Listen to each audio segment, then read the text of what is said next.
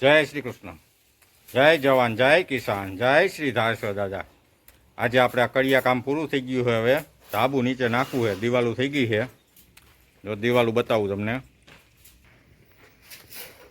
જા દિવાલ બનાવી, ઉપર ખાંચો રાખ્યો હવા ઉજાસ માટેનો, ઉપર પંખો નાખી દેવો હોય. આ પાકું ધાબુ કરી નાખી. અને આ દિવાલ 7 બેલાની લીધી એટલે કૂતરા કે કાંઈ આવે નહીં ને હવા ઉજાસ વાળું દે.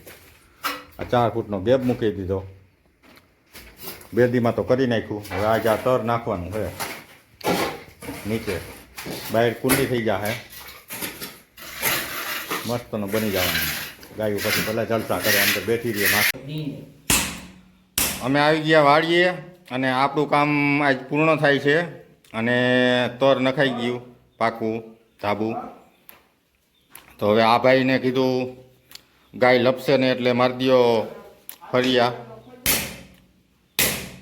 ફરિયા મારીને ડિઝાઇન થઈ જાય ને ચોકડી મારી દઈ એટલે ગાયના પગ લપસે નહીં અને ગૌમૂત્ર બહાર નીકળી જાય. બે ભાઈ મંડાણા છે ડિઝાઇન કરવા.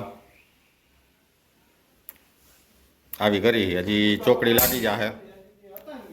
અને આનો ખર્ચો આવ્યો 25-26 હજાર રૂપિયામાં. આટલું થયું આ દિવાલ અને આટલું. બોલો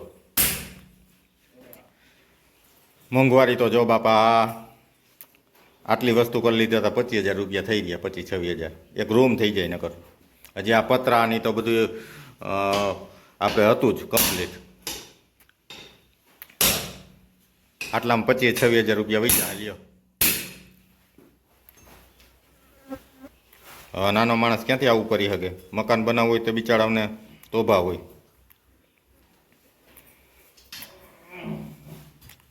શું થયું ભાઈ? હાલે હે ને? રેડી? હાલો હવે 2-3 દિવસમાં પાકી જાહે. પછી ગાયોને ટ્રાય કરશું કંઈક મજા આવે. પછી ઉપર પંખો લટકાવવાનો છે. બરોબર ને બકુલભાઈ?